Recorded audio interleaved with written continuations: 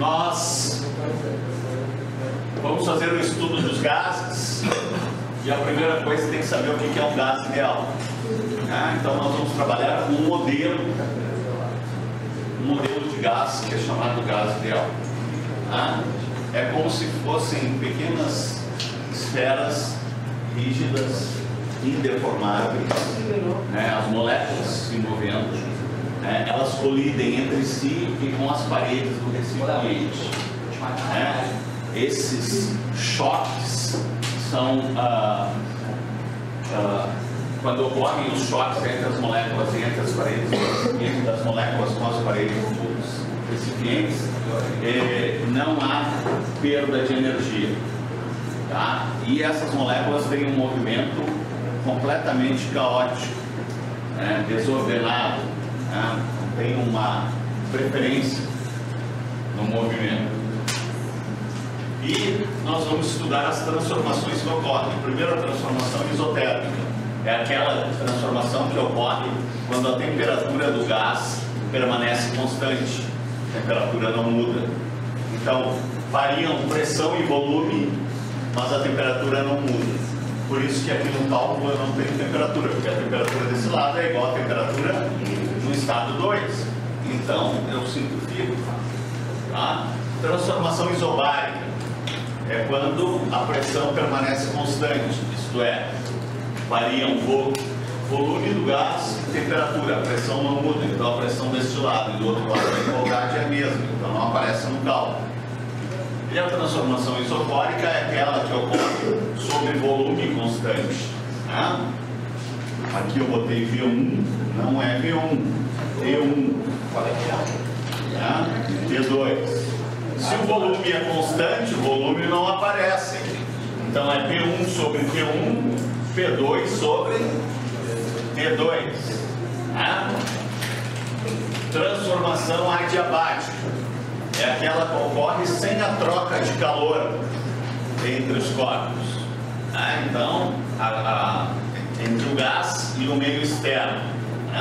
Não ocorre troca de calor entre o gás e o meio externo. Que é igual a zero. A quantidade de calor trocada é zero. Nós temos que lembrar também que essas expressões todas, inclusive a equação geral dos gases, são provenientes da equação de Clapeyron. Eu pego o T que está multiplicando, passo para o outro lado, T dividido, então fica P vezes V dividido por T. N, se eu mantiver o número de mols constante, e E, que é a constante universal dos gases, são constantes. Então aí, daí sai isso aqui, P1 vezes P1 sobre T1 é igual a P2 vezes V2 sobre T2, que é a equação geral dos gases. Então, quando as três se alterarem, se modificarem, eu utilizo a equação geral dos gases. Quando a temperatura permanecer constante, eu utilizo essa expressão relacionada com a transformação isotérmica. Quando a pressão permanecer constante, eu utilizo essa da transformação isobárica. Quando o volume permanecer constante, a expressão é essa. E quando todas variarem, pressão, volume e temperatura se alteram numa transformação, eu utilizo a equação geral dos gases. Vamos lá então. Numa dada massa de gás real ocupa um volume, estado 1, volume 1, 2 litros. Sob pressão P1 de 3 atm, 3 atmosferas, e temperatura T1 menos 73 graus Celsius. Sabendo que ao sofrer uma transformação sua temperatura duplica, então o T2 vai ser igual a 3 vezes o T1. E seu volume triplica, o V2 vai ser igual a 3 vezes o V1. Determine a nova pressão do gás. Pressão 2. Primeira coisa que eu tenho que verificar são as unidades. A temperatura em Kelvin é igual a temperatura em Celsius mais 273. Lembra, temperatura em Kelvin. Temperatura em Kelvin. Então, o T1 vai ser menos 73 mais 273. O T1 vai ser 200 Kelvin. Antes de qualquer cálculo, eu tenho que converter, antes de aplicar essas expressões, eu tenho que converter as temperaturas para Kelvin. Essa é a primeira coisa que vocês têm que saber. Tá? For P1 vezes V1 sobre T1 igual a P2 vezes V2 sobre T2.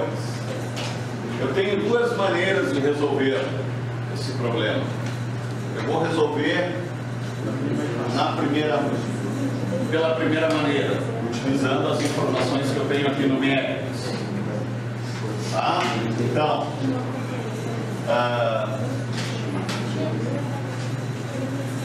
vamos lá. Cálculo aqui. 1. Vejamos aqui então. P1. Quanto que é o P1? 2. V1. Quanto que é V1?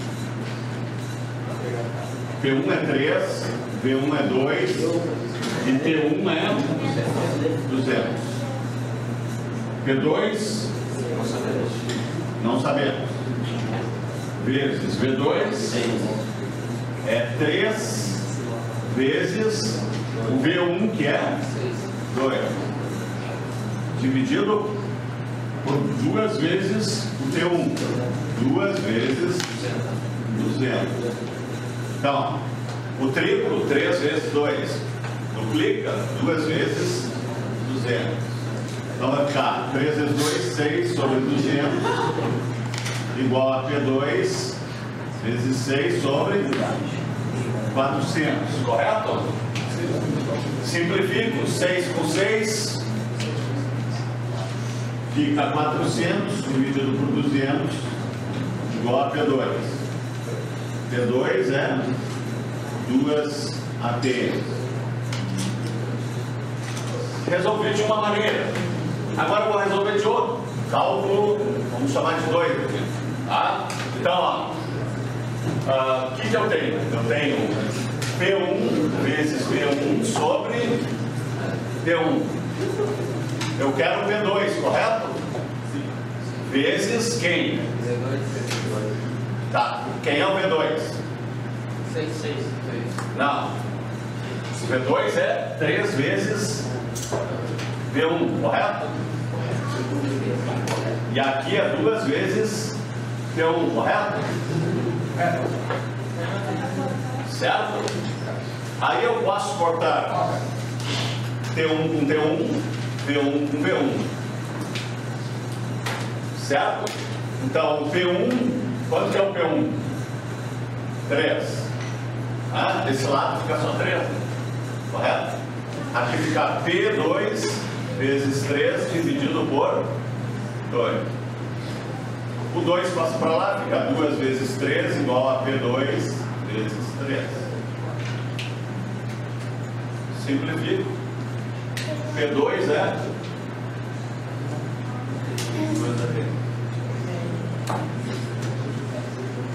Então eu resolvi, ó, sem botar os números aqui e nem sem converter a temperatura.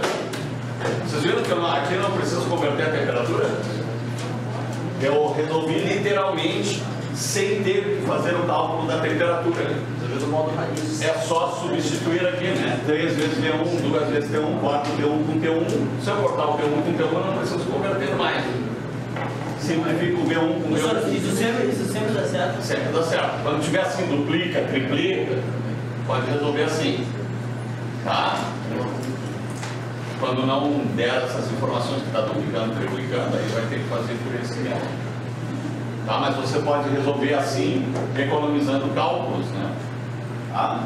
Ou assim, um cálculo mais extenso, calcular a temperatura. Aí vocês escolhem.